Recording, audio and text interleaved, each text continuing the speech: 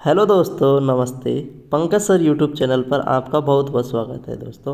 दोस्तों ये हमारा सेशन चल रहा है 30 दिन 30 प्रैक्टिस सेट्स।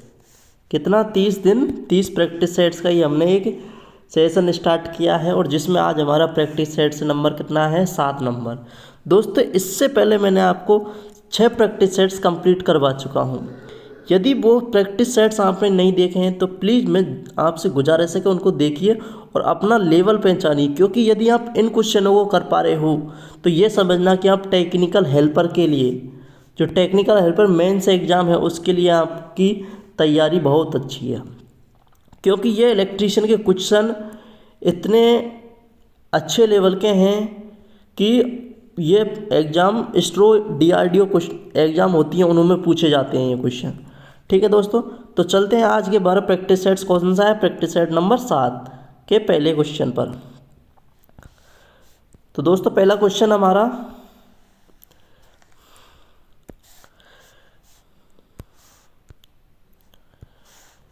60 वोल्ट स्रोत तथा 6 किलो ओम अवरोध वाले सर्किट में बहता विद्युत प्रवाह का मतलब उसने क्या पूछा है हमसे? धारा का फॉर्मूला सबको पता है क्या होता है? वोल्टेज बटे प्रतिरोध। ठीक है ना? उसने वोल्टेज कितना दे रखा है हमारा? 60 और प्रतिरोध कितना है हमारा?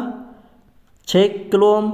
10 की घात 3 किलो का मतलब, अब देखो 6 से 60 को काटेंगे तो 10 बार। अब बटे में नीचे क्या है हमारा? 10 की घात 3। अब यदि हम इसको ऊपर लेके जाएंगे तो ये किसकी हो जाएगी? 10 की घात -3। और -3 को हम क्या बोलते हैं? मिली। क्या बोलते हैं? मिली।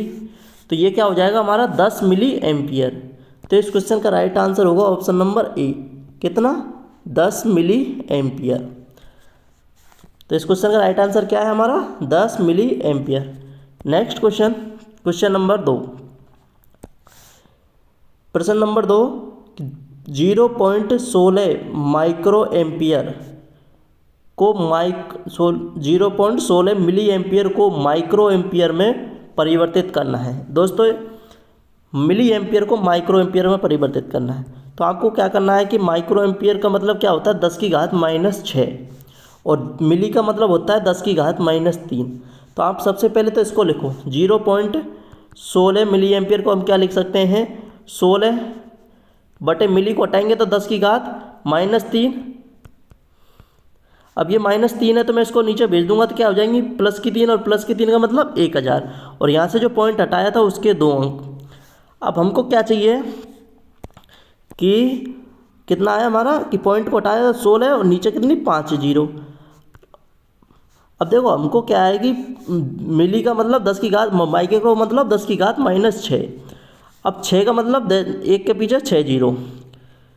नीचे आप ले आओ तो और ऊपर जाएंगे तो किसकी हो जाएंगी? माइनस की। तो मतलब वो माइक्रो में बदल जाएगा। तो अब नीचे 5 जीरो हैं, 6 बनाने के लिए ऊपर भी 1 जीरो लगाओ, नीचे भी 1 जीरो लगाओ। तो ये क्या हो गया? 160। अब नीचे 10 की घात +6 है तो ऊपर जाएंगे तो क्या हो जाएगा? 160 × 10 की घात -6 और -6 को ही हम क्या बोलते हैं? Micro ampere. तो इस क्वेश्चन का राइट आंसर क्या होगा? 160 micro ampere. Option number B is right answer. दोस्तों देखो यदि एक्सप्लेनेशन करूँगा तो टाइम ज़्यादा लगेगा, तो मेरी आपसे एक ही गुजारिश है कि वीडियो को स्टार्टिंग से और एंड तक देखिए। यदि कोई भी डाउट है तो आप कमेंट्स में पूछ सकते हैं। Next question, question number 3। एक तार का प्रतिरोध 2 ओम है। इस तार को खींचकर इसकी लंबाई को दुगनी कर दी जाए तो इसका प्रतिरोध क्या होगा? मतलब एक तार है जिसका प्रतिरोध कितना है? 2 ओम। कितना है? 2 ओम है। और यदि इसकी खींचकर लंबाई को क्या कर रहे हैं? दुगना।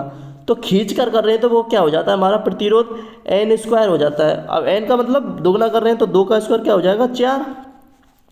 2 का स्क्वायर क्या हो जाएगा? 4। 4 गुना हो जाएगा। पहले कितना था हमारा? 2 ओम। 2 को हम 4 से गुना करेंगे, मतलब 4 गुना होना तो 4 से गुना करेंगे तो क्या हो जाएगा हमारा? 8 ओम। तो इस क्वेश्चन का राइट आंसर होगा क्या हमारा? 8 ओम।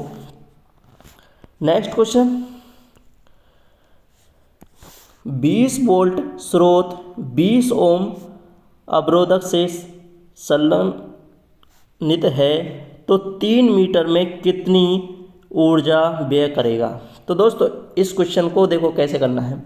सबसे पहले तो आपको क्या करना पड़ेगा, पावर निकालनी पड़ेगी, क्योंकि एनर्जी का फॉर्मूला क्या होता है, P इंटू टी। ठीक है ना। पावर निकालने का फॉर्मूला क्या होता है, जब हमारा वोल्टेज दे रखा है और प्रतिरोध दे रखा है तो V² और अपॉन R इंटू टी। अब देखो वैल्यू रखिए, B का मतलब 20 गुना 20 बटे R का वैल्यू भी 20 है और T क्या दे रखा हमारा 3 मिनट। अब 3 मिनट को हम किसमें बदलना है, घंटे में, तो हम किसका भाग देंगे 60 का। तो देखो दोस्तों 1 20 से 1 20 गया, 1 20 से 1 20 गया, 20 इंटू 3 करेंगे तो कितना होगा 60, तो 60 से 60 गया। तो हमारी जो एनर्जी आई वो कितनी आई, 1 वाट हावर। उसने किस में दिया है, हावर में दिया था, इसीलिए मैंने 60 का भाग दिया था यहाँ पे। ठीक है ना। तो इस क्वेश्चन का राइट आंसर क्या होगा, 1 वाट हावर। कैसे आया वो मैंने आपको सॉल्यूशन करके बता दिया है। Next question, question number 5।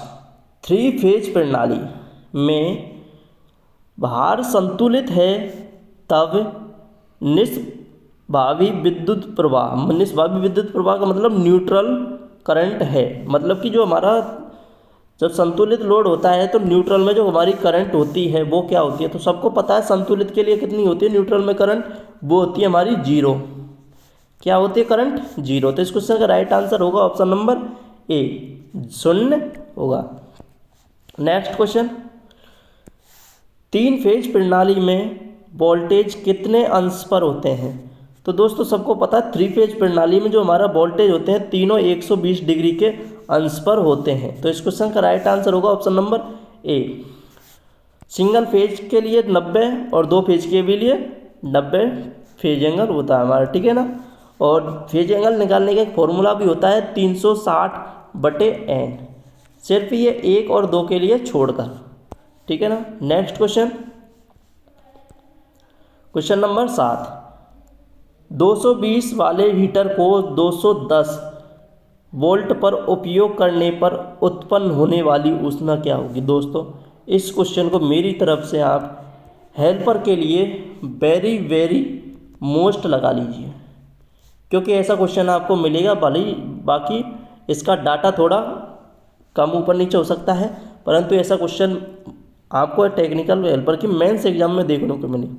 देखो दोस्तों जब हमको वोल्टेज आधा दे रहे हैं तो एनर्जी का फॉर्मूला होता है हमारा वोल्टेज के फॉर्म में E बराबर एक होता है H बराबर I² RT। अब ये सबको याद है, परंतु इसने यहाँ I नहीं दे रखा, हमारा क्या दे रखा है B। ये चीज़ हमको दे नहीं रखी तो हमको क्या चाहिए B। तो E बराबर V² R² और RT। मैंने क्या रख दिया, आई की वैल्यू रख दी। आई की वैल्यू सबको पता है B/R होती है, परंतु यहाँ स्क्वायर था तो मैंने स्क्वायर लगा के रख दी। अब R से R² कट गए तो E का मतलब क्या हो गया, B²/RT। ये नया फार्मूला हमारा किसका आ गया, एनर्जी का। क्या आ गया, E बराबर B²/R/T। अब देखो जो हमारी एनर्जी है वो डायरेक्ट समानुपाती है V के स्क्वायर के।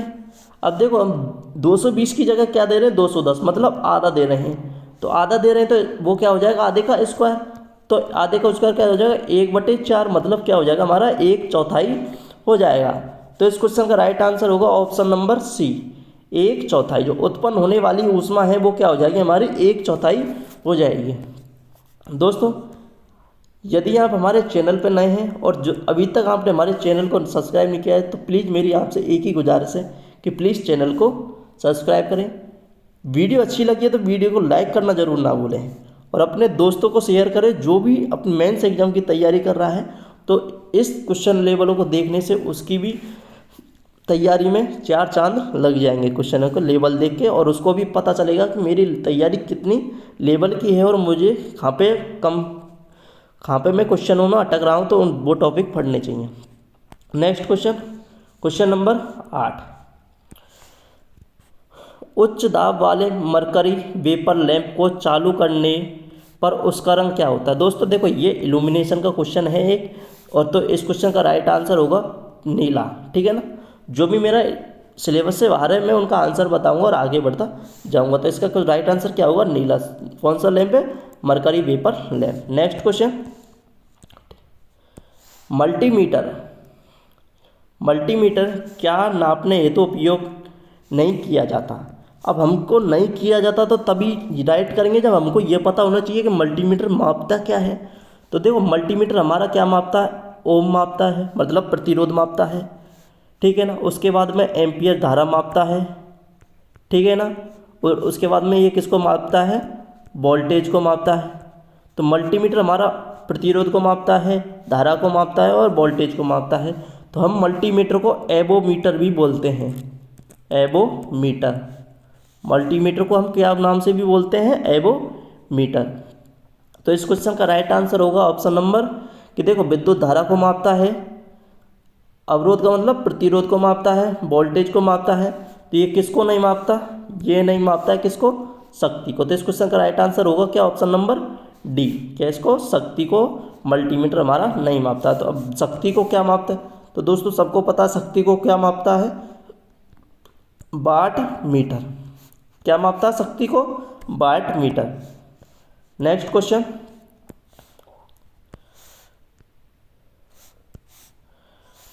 दस माइक्रो कूलाम से आवेशित करने पर 10 माइक्रोफैरड संधारित्र में विभवांतर क्या होगा।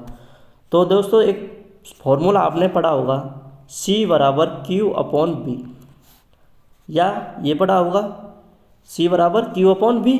तो अब हमको क्या पूछा है उसने, B। तो B को यहाँ ले जाऊँगा, C को इधर ले आऊँगा, मैं दोनों को क्या कर दूँगा, इंटरचेंज कर दूँगा। तो B बराबर क्या हो जाएगा हमारा, Q/C।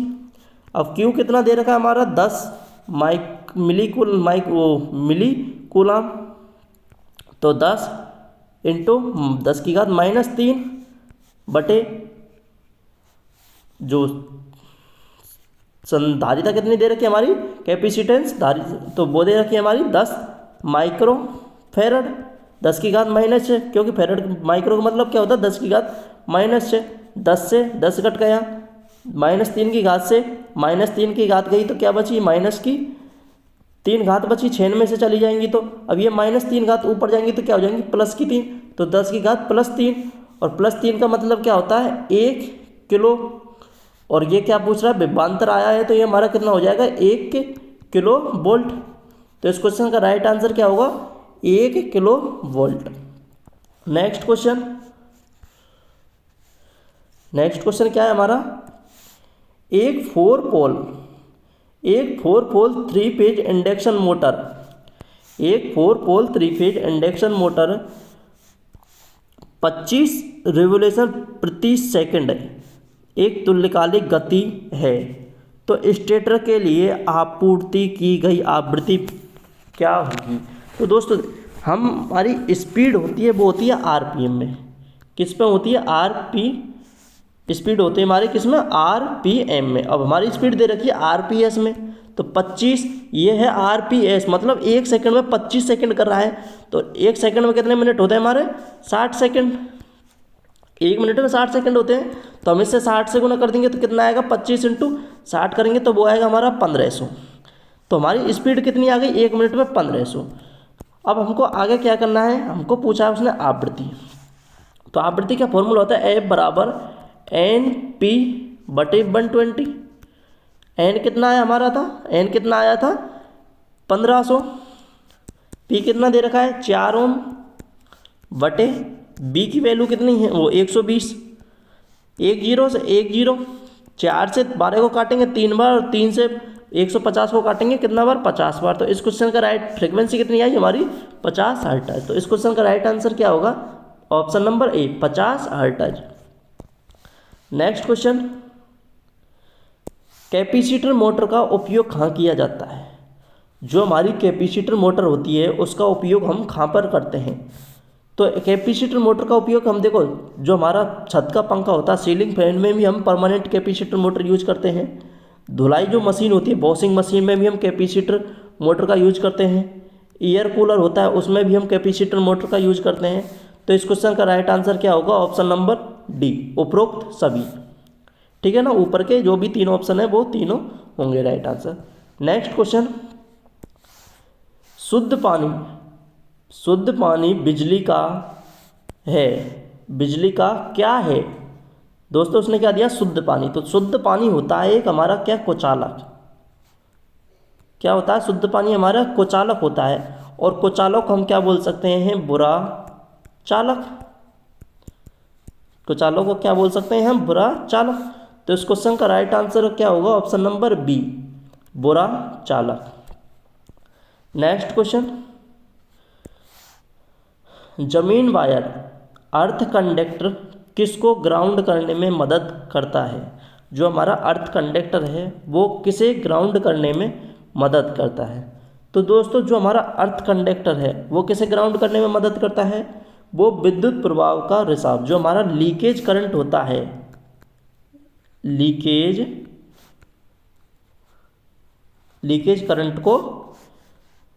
करंट का जो रिसाव होता है उसको ग्राउंड करने में मदद करता है। क्या करता है, अर्थ कंडक्टर। तो इस क्वेश्चन का राइट आंसर होगा ऑप्शन नंबर ए। नेक्स्ट क्वेश्चन, इनमें से किसमें इलेक्ट्रोलिसिस का उपयोग नहीं किया जाता। इलेक्ट्रोलिसिस क्रिया का उपयोग किसमें नहीं किया जाता। तो दोस्तों इलेक्ट्रोप्लेटिंग में हम इलेक्ट्रोलिसिस का करते हैं, बिल्कुल। इलेक्ट्रोलिसिस मतलब जिसमें हम रासायनिक क्रिया का यूज करते हैं। और इसने क्या पूछा है, नहीं करते। रासायनिक क्रिया किसमें नहीं होती है, एक तो इलेक्ट्रोप्लेटिंग में रासायनिक क्रिया होती है, ये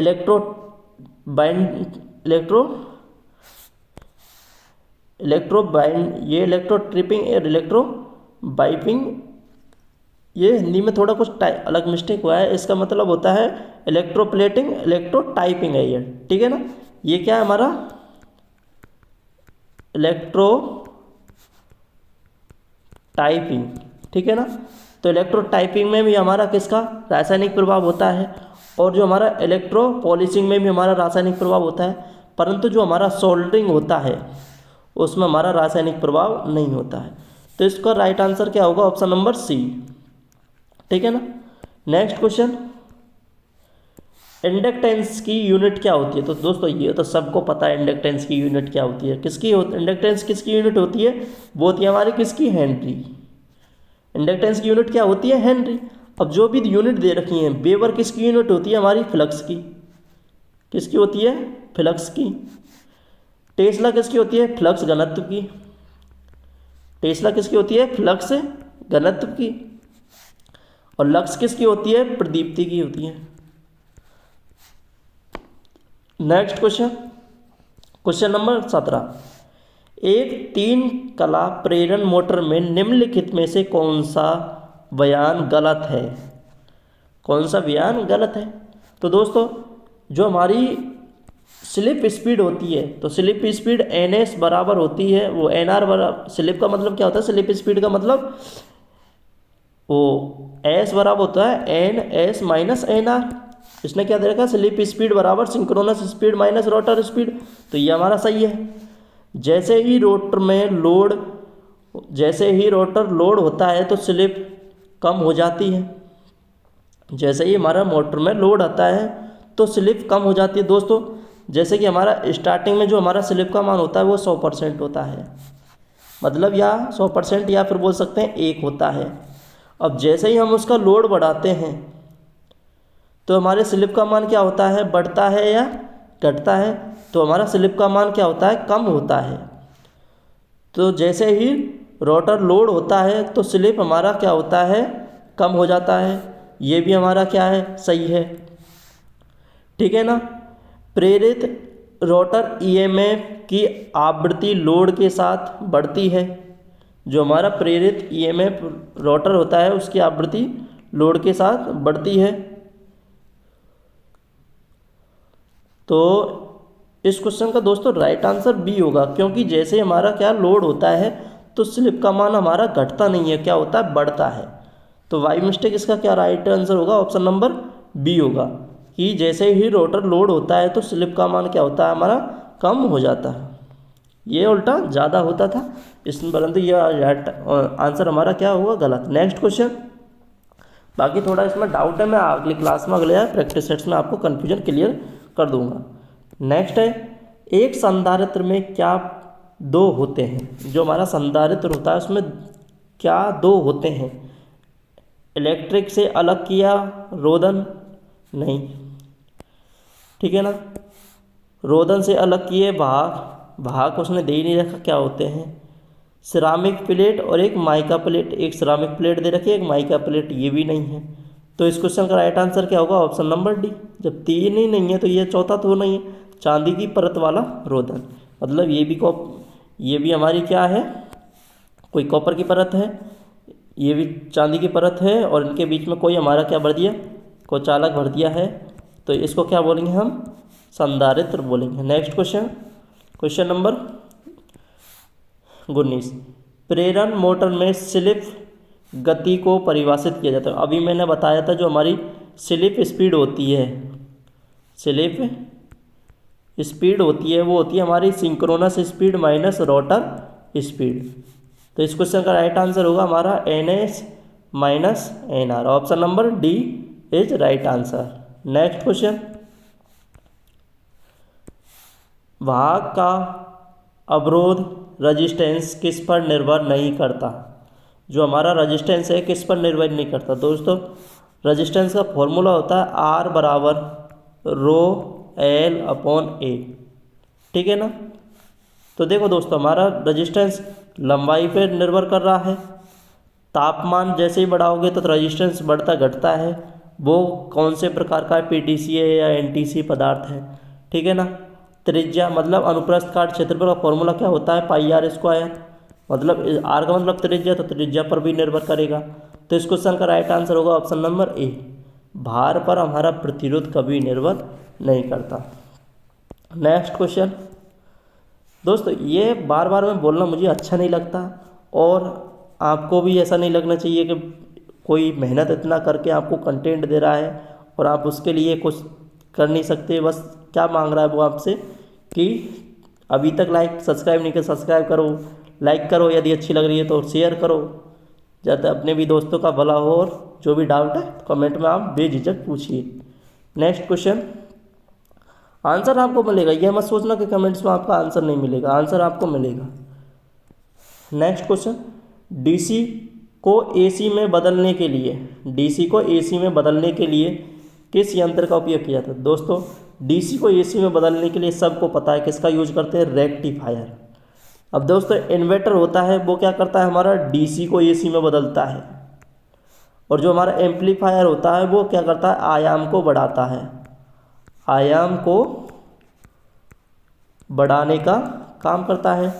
और जो हमारा कन्वर्टर होता है वो एसी को डीसी में और डीसी को एसी में कन्वर्ट करता है, ये दोनों काम करता है हमारा कन्वर्टर, ठीक है ना।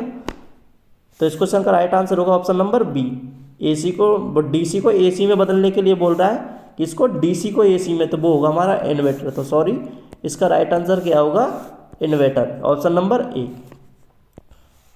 Next question, DC shunt motor की मुख्य विशेषता क्या है। दोस्तों, सबको पता है डीसी शंट मोटर हमारी एक कांस्टेंट स्पीड की मोटर होती है, कांस्टेंट स्पीड मोटर होती है, ठीक है ना। क्या होती है, कांस्टेंट स्पीड मोटर। तो इस क्वेश्चन का राइट आंसर क्या होगा, ऑप्शन नंबर ए, स्थिर गति की मोटर। कांस्टेंट का मतलब स्थिर, स्पीड का मतलब गति। नेक्स्ट क्वेश्चन, क्वेश्चन नंबर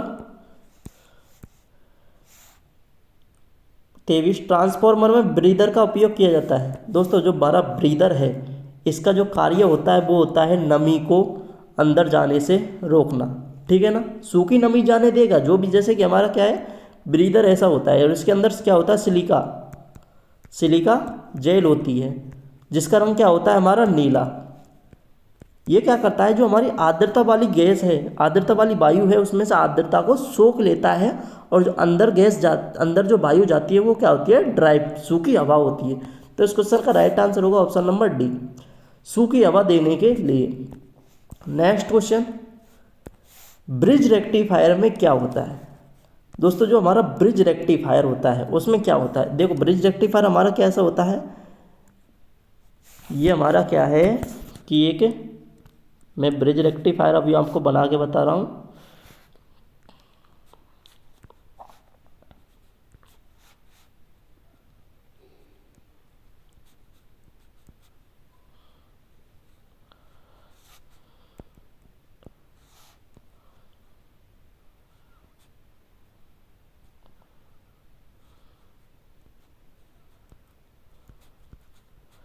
ये हमारा क्या होता है, ब्रिज रेक्टिफायर होता है। यहाँ पर हमारे ट्रांसफार्मर से सप्लाई होती है और ये हमारा आउटपुट होता है। तो ब्रिज रेक्टिफायर में हमारे 4 डायोड होते हैं। कितने डायोड होते हैं हमारे? 4 डायोड होते हैं। तो इस क्वेश्चन का राइट आंसर होगा ऑप्शन नंबर सी। क्या होते हैं? 4 डायोड। अब आपको ये पता नहीं, ये भी पता होना चाहिए कि हमारा जो होता है कि 2 डायोड किस में होते हैं। तो 2 डायोड होते हैं हमारे किस में? Centre tapped full wave rectifier में। किस में होते हैं? सेंटर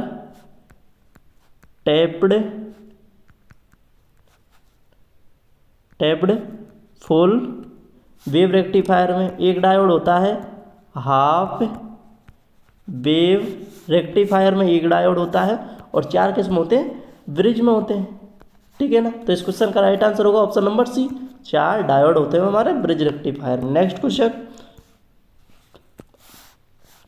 सिंक्रोनस मोटर का उपयोग किया जाता है।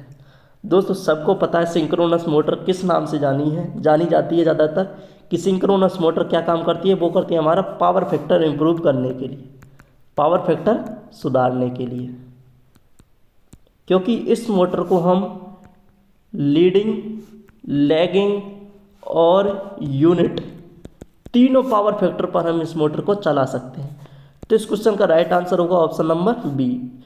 पावर फैक्टर सुधार में इसका उपयोग किया जाता है।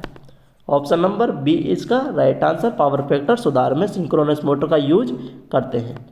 नेक्स्ट क्वेश्चन, 50 किलो ओम प्रतिरोध की कंडक्टेंस होती है। दोस्तों सबको पता है कंडक्टेंस का फॉर्मूला होता है 1/, प्रतिरोध। चालकता का फॉर्मूला होता है 1/ प्रतिरोध। ठीक है ना। तो अब हमारा 1 प्रतिरोध कितना दे रखा है? 50 किलो ओम दे रखा है, 10 की घात 3। अब देखो दोस्तों, एक में हमको किसका भाग देना? 50 का। तो सबसे पहले पॉइंट लगाओ, पॉइंट लगा के यहाँ पे 0, फिर भी 10 में 50 का भाग नहीं जा रहा, तो 1 0 यहाँ लगाओ, 1 0 यहाँ लगाओ। अब चला जाएगा 100 में 50 का भाग, 50 एकम 50, 50 दूनी 100। तो कितना बार गया? 2 बार। तो क्या आया था हमारा? 0.02। अब देखो ये माइनस है हमारा, प्लस का 3 ये भी तो बच रहा है ना नीचे। तो ये जब हमारा प्लस का 3 ऊपर जाएगा तो माइनस का 3 हो जाएगा, 10 की घात -3। और 10 की घात -3 का मतलब क्या होता है? मिली। तो हमारी जो करंट वो कंडक्टेंस आएगी वो क्या आएगी? 0.02 मिली सीमेंस। तो इस क्वेश्चन का राइट आंसर होगा option number C is right answer, 0.02 milli siemens. ऐसा मतलब क्या होता है? सीमेंस। ठीक है ना। क्योंकि चालकता की जो यूनिट होती है वो होती है हमारी क्या? सीमेंस, या जिसको हम बोलते हैं ओम इनवर्स। ठीक है ना, ओम की पावर -1। नेक्स्ट क्वेश्चन, अब्रक क्या है? दोस्तों सबको पता है अब्रक क्या है। अब्रक एक क्या है? इंसुलेटर है। ठीक है ना, अचालक है। ठीक है ना। नेक्स्ट क्वेश्चन, सुचालक के घटते आधार पर सही कथन को चुनना है। ठीक है ना। अब हमारे पदार्थ दे रखे हैं, देखो सबसे ज़्यादा चालकता हमारी चांदी की होती है, तो पहले नंबर पे तो चांदी आएगा। तो दूसरा दोनों ऑप्शन इनका क्या वो इनको तो पहले काटो। अब हमारा आंसर ए या बी में से सही होगा।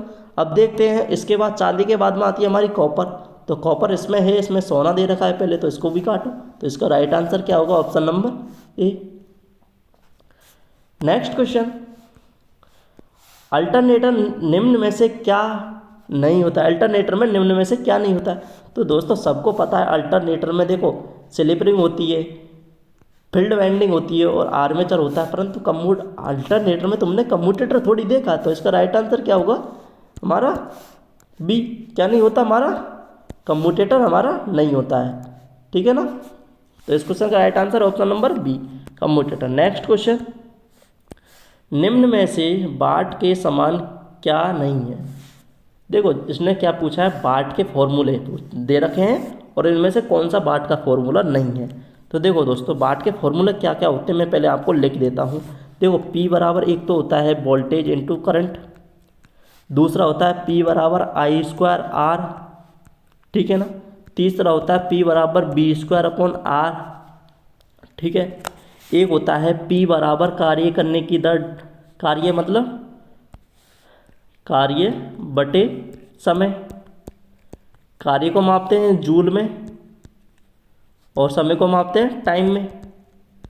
तो देखो अब इसमें से कौन कौन सा, देखो जूल प्रति सेकंड ये दी ना हमारा, जूल प्रति सेकंड ये दे रखा, एम्पियर प्रति टन ये तो कहीं दे नहीं रखा, एम्पियर इंटू वोल्ट ये दे रखा, एम्पियर इंटू वोल्ट तो ये भी है, एम्पियर स्क्वायर इंटू आर ये दे रखा, एम्पियर स्क्वायर इंटू आर ये भी पावर का फॉर्मूला होता है। तो इसको सर का राइट आंसर क्या, ऑप्शन नंबर बी, एम्पियर प्रति वोल्ट इसका राइट आंसर होगा, क्योंकि ये हमारा पावर का फॉर्मूला नहीं होता है। ठीक है ना, क्या नहीं होता, पावर का फॉर्मूला एम्पियर प्रति वोल्ट नहीं होता है। अब ये होती किसकी है, तो फिर आप ये पूछोगे, देखो एम्पियर मतलब एम्पियर होता है ए बटे और वोल्ट बी। अब हमको पता है ये किसका फॉर्मूला होता है, ये होता है चालकता का, जी का, किसका होता है, चालकता।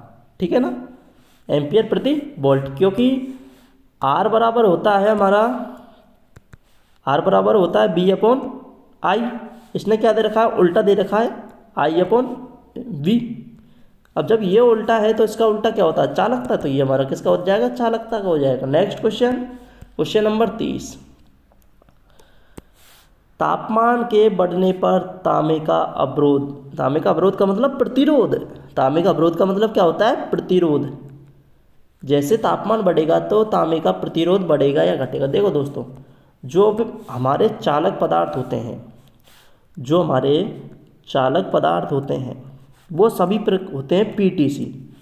पीटीसी मतलब धनात्मक ताप गुणांक। जो हमारे चालक होते हैं वो होते हैं हमारे पीटीसी, पीटीसी फॉर्मूला बोलते हैं धनात्मक ताप गुणांक। अब पीटीसी का मतलब क्या होता है, देखो दोस्तों कि जैसे ही हम तापमान को बढ़ाएंगे तो पीटीसी पदार्थ होते हैं जिनका प्रतिरोध बढ़ता है, और जो हमारे सब चालक हैं वो हमारे पीटीसी होते हैं। तो तांबा भी हमारा चालक है, तो तांबे का तापमान बढ़ने से प्रतिरोध क्या होगा, बढ़ेगा। तो इस क्वेश्चन का राइट आंसर होगा option number A, option number B, बढ़ता है। अब जो हमारे एनटीसी होते हैं, एक हमारा होता है एनटीसी, एक हमारे कौन से होते हैं, एक होते हैं हमारे एनटीसी। एनटीसी का क्या होता है, जैसे तुम तापमान बढ़ाओगे तो जो हमारा प्रतिरोध है वो प्रतिरोध क्या होता है, घटता है। ये होता है एनटीसी में, परंतु इसने क्या पूछा, पीटीसी पूछा है, तो पीटीसी का क्या होगा, बढ़ेगा। ठीक है ना। तो next question, electromotive force EMF किसके द्वारा प्रदान की जाती है। जो हमारा ईएमएफ है वो किसके द्वारा प्रदान किया जाता है, प्रतिरोध, प्रतिरोध के द्वारा ईएमएफ थोड़ी देते हैं। सुचालक पथ, ये भी कौन सा ऑप्शन है, विद्युत परिपथ, अभी विद्युत परिपथ में तो ईएमएफ दिया जाता है। ठीक है, तो इसका राइट आंसर क्या होगा, एक विद्युत आपूर्ति स्रोत। और जो कौन कौन से होते हैं, एक तो होता है बैटरी, ये बैटरी होती हैं, सेल होते हैं, ये हमारे क्या होते हैं, विद्युत के स्रोत होते हैं। नेक्स्ट क्वेश्चन, निम्न में से किस बल्ब का, अवरोध का मतलब प्रतिरोध समझना दोस्तों, क्या बस समझना, प्रतिरोध। ठीक है ना, ऐसी लैंग्वेज ही आपको मिलेगी देखने के लिए। अवरोध का मतलब क्या होता है, प्रतिरोध निम्नतम होगा। क्या पूछा है उसने, निम्न में से किस बल्ब का प्रतिरोध निम्नतम होगा। देखो दोस्तों, प्रतिरोध का फॉर्मूला होता है आर बराबर, क्योंकि यहाँ बी दे रखा है और डब्ल्यू दे रखा है, तो आर बराबर होगा हमारा बी स्क्वायर अपॉन पी। ठीक है ना, ये हमारा आर निकालने का फॉर्मूला होता है। अब देखो दोस्तों, हमारा आर कब कम होगा, जब हमारा वोल्टेज कम होगा। तो देखो दोस्तों, इसमें से वोल्टेज किसका कम है, एक तो यहाँ पे 220 है, यहाँ 115 है, यहाँ पे 115 है और यहाँ 220 है। तो हमको पता है 220 वाले का तो प्रतिरोध ज़्यादा होगा, तो इन दोनों को काटो पहले तो, क्योंकि लास्ट में 60 वाट 60 वाट 100 वाट 100 वाट सेम थे। अब फिर उसने क्या दे रखा है, हमारा पावर। अब देखो बटे में यदि पावर नीचे है तो नीचे जिसका पावर ज़्यादा होगी तो उसका प्रतिरोध कम होगा। ठीक है ना, तो अब देखो पावर किसकी कम है, 60 वाट की कम है, मगर पावर किसकी ज़्यादा है, 60 वाट की ज़्यादा है, 100 वाट की, 100 वाट की ज़्यादा है। तो इस क्वेश्चन का राइट आंसर क्या होगा, ऑप्शन नंबर सी, क्या होगा, 115 वोल्ट 100 वाट का प्रतिरोध। प्रतिरोध कितना होगा, देखो बी स्क्वायर 100 इंटू 100 मतलब 115, क्या होगा, आर बराबर बी स्क्वायर अपॉन पी। मैं निकाल के बता देता हूँ इन दोनों का, क्योंकि इनका तो ज़्यादा होगा, ठीक है ना। इनका होता है, देखो पहले सबसे पहले सी का निकाल रहा हूँ। बी स्क्वायर मतलब 115 का स्क्वायर बटे 100, ठीक है ना। तो देखो दोस्तों 15 का स्क्वायर क्या होगा, तो पहले जो संख्या कट रही है उसको काट लो, ठीक है ना। तो 5 इसको काटेंगे 5 से 23 बार, और ये भी हमारा 20 बार। फिर इसको 5 से काट लो, कितनी बार, 4 बार, और ये 5 से फिर 23 बार। तो 23 इंटू 23 529 हो जाएगा बटे 4। तो इसमें इसका भाग देंगे तो हमारा कुछ ऐसा आएगा 125 या 30 के कुछ करीब ऐसा आएगा, ठीक है ना। 130 के करीब कुछ हमारा आंसर आएगा इसमें। 130 के करीब हमारा किसमें आया है, इसमें। परंतु इसमें हमारा ज़्यादा आएगा। मैं देखो ज़्यादा सॉल्यूशन करूँगा तो टाइम खिंच जाएगा। बाकी यहाँ पे इस फॉर्मूले में रख के यहाँ पता चल जाएगा कि किसका प्रतिरोध निम्न होगा। तो निम्न प्रतिरोध किसका होगा, सी वाले क्वेश्चन का, 115 वोल्ट 100 वाट। क्योंकि ज़्यादा सॉल्यूशन करूँगा तो क्लास लंबी बन जाती है, फिर आपको दिक्कत होती है देखने में। नेक्स्ट क्वेश्चन, बाकी कॉन्सेप्ट तो आप समझ ही गए होंगे। विद्युत हीटर का जो फिलामेंट है वो किसका बना होता है। देखो दोस्तों जो हमारा फिलामेंट है सब दुनिया को पता है, नहीं पता तो आपको पता चलना चाहिए। तो हमारा जो विद्युत का जो फिलामेंट है वो बना होता है किसका, नाइक्रोम का। किसका बना होता है, नाइक्रोम का, ठीक है ना। विद्युत हीटर का फिलामेंट पूछा है उसने। यदि हमारा विद्युत बल्ब का फिलामेंट पूछ लेता तो वो बना किसका होता है, टंगस्टन का, ठीक है ना। विद्युत बल्ब का जो हमारा फिलामेंट है वो टंगस्टन का बना होता है, परंतु इसने किसका पूछा है, हमारा हीटर का। तो इस क्वेश्चन का राइट आंसर होगा option number D, nichrome. Next question, अवरोध मतलब प्रतिरोध के सूत्र कलर कोड के क्रमांक के अनुसार 8 किसका प्रतिनिधित्व करता है। देखो दोस्तों जो हमारा 8 अंक है वो किसका प्रतिरोध का वो करेगा। देखो आपने पढ़ा होगा, वो ट्रिक थी ना, कौन सी है, B B R O by रॉट, Roy, Great Britain, very, good, wife, और बाकी आगे सबको पता है, सोना चांदी सिल्वर। सोना चांदी कोई रंग नहीं। तो देखो इसका 0 से स्टार्ट होंगे, 0 1 2 3 4 5 6 7 8 9। अब उसने क्या पूछा है, 8 नंबर। तो 8 पे क्या है, जी, और जी का मतलब क्या होता है, यहाँ पे ग्रीन नहीं है, ग्रीन 5 नंबर पे आता है, जी का मतलब ग्रे। तो इस क्वेश्चन का राइट आंसर होगा ऑप्शन नंबर सी, ग्रे। दोस्तों इतनी मेहनत कर रहा हूँ, सांसें फूल जाती हैं, मुँह का पानी सूख जाता है। तो प्लीज़ लाइक, सब्सक्राइब, शेयर, और जो भी डाउट है कमेंट में बेझिझक पूछिए। नेक्स्ट क्वेश्चन, बाकी आप समझदार हैं, बोलने की ज़रूरत नहीं पड़नी चाहिए। 750 वाट की तुलना में 1000 वाट विद्युत आयरन का प्रतिरोध होगा। अब देखो दोस्तों अभी मैंने समझाया था प्रतिरोध क्या होता है हमारा, कि R बराबर बी स्क्वायर अपॉन पी। अब जिसका प्रतिरोध ज़्यादा, जिसकी वाट ज़्यादा होगी उसका प्रतिरोध कम होगा। अब देखो हमारा 150 का प्रतिरोध कम है तो इसकी वाट ज़्यादा होगी, तो इसकी वाट क्या होगी, अधिक होगी। और इसकी वाट क्या होगी हमारी 100 वाट की, क्योंकि इसका पावर अधिक है तो इसकी वाट हमारी क्या होगी, कम होगी। तो उसने पूछा है 750 की तुलना में 1000 वाट का जो विद्युत आयरन का अवरोध है वो क्या होगा, कम होगा। तो इस क्वेश्चन का राइट आंसर क्या है, बी, कम। Next question, question number 37। 20 ohm के अवरोध में 10 एम्पियर विद्युत धारा बहने पर कितनी खपत होगी। यदि हमारा जो 20 ओम का एक प्रतिरोध है उसमें से 10 एम्पियर बहने पर कितनी खपत होगी। तो दोस्तों देखो एक फॉर्मूला आपने पढ़ा होगा,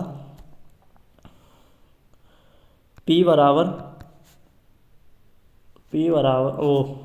विद्युत खपत P बराबर BI, परंतु यहाँ पे आई नहीं दे रखा, तो हमको क्या दे रखा, बी और आर वो दे रखा है, आई दे रखा है और बी दे रखा है। तो इसका एक फॉर्मूला होता है, वो होता है कौन सा, आई स्क्वायर आर। ठीक है ना। आई कितना दे रखा, 10, तो 10 इंटू 10 करेंगे क्योंकि स्क्वायर है, और आर की वैल्यू कितनी है, 20 इंटू 20 करेंगे। तो 3 जीरो है, तो पहले 3 जीरो लगा, और फिर क्या है, 2 गुना 1 2, 2 गुना 1 2, तो ये क्या होगा, 2000। 2000 का मतलब क्या होता है, 2 किलो वाट। तो इसके अनुसार का राइट आंसर होगा option number D, 2 kilo watt. Next question, voltage drop क्या है। अभी ये तो सबको पता है, दो बिंदुओं के बीच क्षमता में अंतर, दो बिंदुओं के बीच क्षमता में अंतर। तो इस क्वेश्चन का right answer option number B. देखो, सेल द्वारा उत्पादित वोल्टेज, ये हमारा वोल्टेज ड्रॉप नहीं होता, ये होता है हमारा ईएमएफ। ठीक है ना। एक सर्किट के अंत सिरे पर वोल्टेज, ये कौन सा है, अधिकतम दक्षता, ये भी नहीं। तो इस क्वेश्चन का राइट आंसर होगा ऑप्शन नंबर ए बी, दो बिंदुओं के बीच क्षमता में अंतर। नेक्स्ट क्वेश्चन,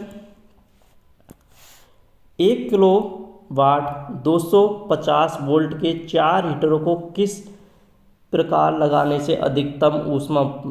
अब देखो, इसने घुमा फिरा के बोलना क्या, सीधी बात है। जो हमारे 4 हीटरन की कुंडली है, एक ये है, एक ये है, एक ये है और एक ये है, सबकी वाटें क्षमता है 1 किलो वाट। ठीक है ना।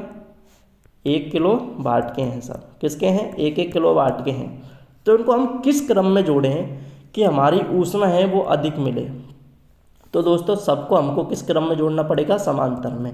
ठीक है ना। समांतर क्रम में जोड़िए, ऊष्मा अधिक मिलेगी। तो इस क्वेश्चन का राइट आंसर होगा ऑप्शन नंबर बी, समांतर में। नेक्स्ट क्वेश्चन, तीन कोर तांबे की केबल में हरा रंग क्या दर्शाता है। दोस्तों, सबको पता है हरा रंग किसका होता है, अर्थिंग का। किसका होता है, अर्थिंग। ठीक है ना। तो हरा रंग किसका होता है, अर्थिंग का। तो इस क्वेश्चन का राइट आंसर होगा ऑप्शन नंबर सी, अर्थ तार को दर्शाएगा। फेज तार सबको पता है क्या क्या होते हैं, एक तो होता है रेड, फिर होता है येलो, एक होता है ब्लू। ये हमारे फेज तार होते हैं। निष्क्रियता न्यूट्रल मतलब कौन सा होता है, ब्लैक होता है। और डीसी सप्लाई में इसका रंग होता है ब्लू होता है। डीसी सप्लाई की बात पूछ रहा हूँ, यहाँ पे एसी में ब्लू रंग फेज का होता है, डीसी में ब्लू होता है। ठीक है ना। तो इस क्वेश्चन का राइट आंसर क्या होगा, ऑप्शन नंबर सी, अर्थ तार। नेक्स्ट क्वेश्चन, एसी परिपथ का पावर फैक्टर कैसे दर्शाया जाता है। देखो दोस्तों, पावर फैक्टर के फॉर्मूले में आपको बताता हूँ क्या क्या होते हैं। देखो, पावर फैक्टर का फॉर्मूला होता है पीएफ बराबर, एक तो होता है हमारा प्रतिरोध बटे प्रतिबाधा। ठीक है ना। एक होता है पावर फैक्टर का फॉर्मूला हमारा वास्तविक शक्ति, जिसको हम किलोवाट में मापते हैं, और एक होती है आभासी शक्ति, जिसको केवीए में मापते हैं। ठीक है ना। या वास्तविक बटे आभासी। तो ये हमारे पावर फैक्टर के फॉर्मूले हैं। तो पावर फैक्टर को किससे लिखते हैं, cos फाई से लिखते हैं। ठीक है ना। तो इस क्वेश्चन में देखो, आर बाई जेड हमारा होता है, आर का मतलब प्रतिरोध, जेड का मतलब प्रतिबाधा। वास्तविक शक्ति बटे आभासी शक्ति, ये भी हमारा पावर फैक्टर का फॉर्मूला होता है। किलो बटे केवीए, ये भी हमारा पावर फैक्टर का फॉर्मूला होता है, ये लिख रहा। ठीक है ना। तो इनमें से सभी, तो ये इसका राइट आंसर क्या होगा, ऑप्शन नंबर डी, इनमें से सभी। नेक्स्ट क्वेश्चन, इलेक्ट्रोलाइट का स्पेसिफिक ग्रेविटी को किससे मापते हैं। जो हमारा इलेक्ट्रोलाइट होता है, उसमें जो हमारा द्रव भरा होता है, उसका घनत्व किस मीटर से मापते हैं। तो दोस्तों, बहुत सबको पता है किससे मापते हैं, हाइड्रोमीटर से। किससे मापते हैं, हाइड्रोमीटर से। तो इस क्वेश्चन का राइट आंसर होगा ऑप्शन नंबर डी, हाइड्रोमीटर। ठीक है। लैक्टोमीटर से हम क्या मापते हैं, दूध की शुद्धता मापते हैं, दूध की शुद्धता मापते हैं। Next question, step up transformer क्या बढ़ाता है। तो स्टेप अप ट्रांसफार्मर वोल्टेज को बढ़ाता है। अब इसमें ये पूछ देता किसको कम करता है। तो सबको पता है कम किसको करता है, धारा को करता है। किसको करता है, धारा। किसको अपरिवर्तित करता है, इसमें यही समझा देता हूँ कि इसका तो राइट आंसर क्या होगा, वोल्टेज। धारा को क्या करेगा, स्टेप अप ट्रांसफार्मर कम करेगा, शक्ति को और आवृत्ति को अपरिवर्तित, ठीक है ना, इनको अपरिवर्तित रहने देता है ट्रांसफार्मर, ठीक है ना। आवृत्ति को वो धारा को क्या कर देगा, स्टेप अप घटा देता है। नेक्स्ट क्वेश्चन, डीसी विद्युत में आवृत्ति कितनी होती है। दोस्तों डीसी विद्युत में आवृत्ति जो हमारी होती है वो होती है हमारी 0 हर्ट्ज, और इसका जो पावर फैक्टर होता है डीसी का वो होता है हमारा यूनिट, ठीक है ना। तो इस क्वेश्चन का राइट आंसर होगा ऑप्शन नंबर 0 हर्ट्ज ए। नेक्स्ट क्वेश्चन, चार्जिंग के दौरान लेड एसिड बैटरी का इलेक्ट्रोलाइट की स्थिति क्या होती है।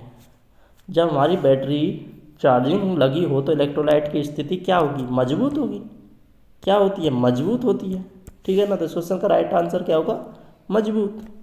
कमज़ोर कब होगी, डिस्चार्ज में। कमज़ोर कब होगी, डिस्चार्ज में हमारी क्या होती है, कमज़ोर होती है। नेक्स्ट क्वेश्चन, किस रंग का फॉर्म फैक्टर न्यूनतम होता है। किस रंग का फॉर्म फैक्टर न्यूनतम होता है। तो दोस्तों देखो मैंने यहाँ पर आपको दे रखी है, ये होती है हमारी ट्रायंगुलर वेव, ये साटूथ वेव, ये साटूथ वेव, ये हमारी कौन सी है, पल्सेटिंग डीसी, और ये हमारी ट्रायंगुलर कुछ ऐसी वेव है, ठीक है ना। तो किसका पावर फैक्टर कम होता है हमारा, वो होता है हमारा रेक्टेंगुलर वेव का। वो क्या पूछा है इसने, फॉर्म फैक्टर पूछा है, हाँ फॉर्म फैक्टर। तो फॉर्म फैक्टर किसका कम होता है हमारा, साटूथ वेव का। ये हमारी साटूथ वेव होती है, ठीक है ना। रेक्टेंगुलर वेव जिसे हम बोलते हैं, वो आयताकार वेव का हमारा कम होता है। तो इस क्वेश्चन का राइट आंसर क्या होगा, ऑप्शन नंबर कि इस रंग का फॉर्म फैक्टर न्यूनतम होता है। तो फॉर्म फैक्टर न्यूनतम होता है हमारा किसका, वर्गाकार तरंग, ठीक है ना। स्क्वायर वेव का होता है वो कम होता है, ठीक है ना। इस वाली का ये हमारी वर्गाकार तरंग। नेक्स्ट क्वेश्चन, पावर ट्रांसफार्मर में तेल का उपयोग किया जाता है। देखो दोस्त, तेल का जो हमारे कार्य होते हैं, 2 कार्य होते हैं, ठीक है ना। मेनली जो 2 कार्य होते हैं, एक तो होता है हमारा क्या, कूलिंग का। मेन कार्य क्या होता है हमारा, कूलिंग का, और दूसरा कार्य होता है इंसुलेशन का, बाइंडिंग इंसुलेशन का कार्य करता है। एक तो कूलिंग प्रदान करता है ऑयल, और एक क्या करता है, इंसुलेशन प्रदान करता है। तो इस क्वेश्चन का राइट आंसर क्या होगा, option number B, cooling. Next question, silica gel breather का किसका उपयोग किया जाता है। जो हमारे सिलिका जेल है ब्रीदर का किस में उपयोग किया जाता है, मतलब कि ब्रीदर का उपयोग किस में करते हैं हम, ठीक है ना। ब्रीदर का उपयोग किस में करते हैं, दोस्तों सबको पता है ब्रीदर का उपयोग किस में करते हैं, ट्रांसफार्मर में करते हैं। क्या डीसी मोटर में करते हैं, नहीं करते। डीसी सेट में नहीं करते, एलटी पैनल में नहीं करते। तो इसका राइट आंसर क्या होगा, ऑप्शन नंबर डी, ट्रांसफार्मर में हम करते हैं। नेक्स्ट क्वेश्चन, DOL स्टार्टर खाम तक प्रयोग किया, मतलब DOL स्टार्टर को हम कब कितनी HP तक यूज कर सकते हैं। तो DOL स्टार्टर को हम 5 HP तक यूज कर सकते हैं, ठीक है ना। और 5 से 15 तक हम कर सकते हैं स्टार डेल्टा स्टार्टर को, ठीक है ना। और 20 प्लस या 20 प्लस से हम कर सकते हैं किसको, ऑटो, ठीक है ना, ऑटो ट्रांसफार्मर स्टार्टर। नेक्स्ट, तो इस क्वेश्चन का राइट आंसर क्या होगा, ऑप्शन नंबर ए, 5 HP तक। लास्ट क्वेश्चन है आज की क्लास का, ओवरलोड रिले किसको नियंत्रित करने में उपयोग किया जाता है। जो हमारी ओवरलोड रिले होती है उसका उपयोग किसे नियंत्रित करने में करते हैं। तो दोस्तों ओवरलोड रिले को पूछ रहा नियंत्रित करने के लिए, तो वो करते हैं हम किसको, विद्युत धारा को नियंत्रित करने के लिए हम ओवरलोड रिले का यूज करते हैं, ठीक है ना। तो आज के थे हमारे 50 क्वेश्चन।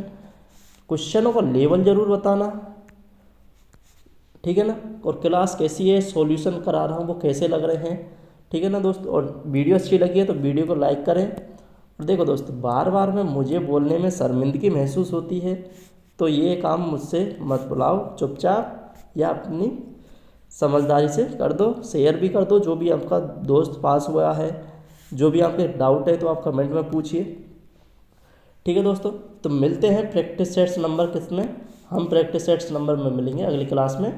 प्रैक्टिस सेट्स नंबर कौन सा होगा हमारा, 8, ठीक है ना। थैंक यू दोस्तों, मिलते हैं नेक्स्ट प्रैक्टिस सेट्स में। और ये आज के प्रैक्टिस सेट्स की हमारी क्या है, आंसर की है, ठीक है ना दोस्तों। थैंक यू दोस्तों।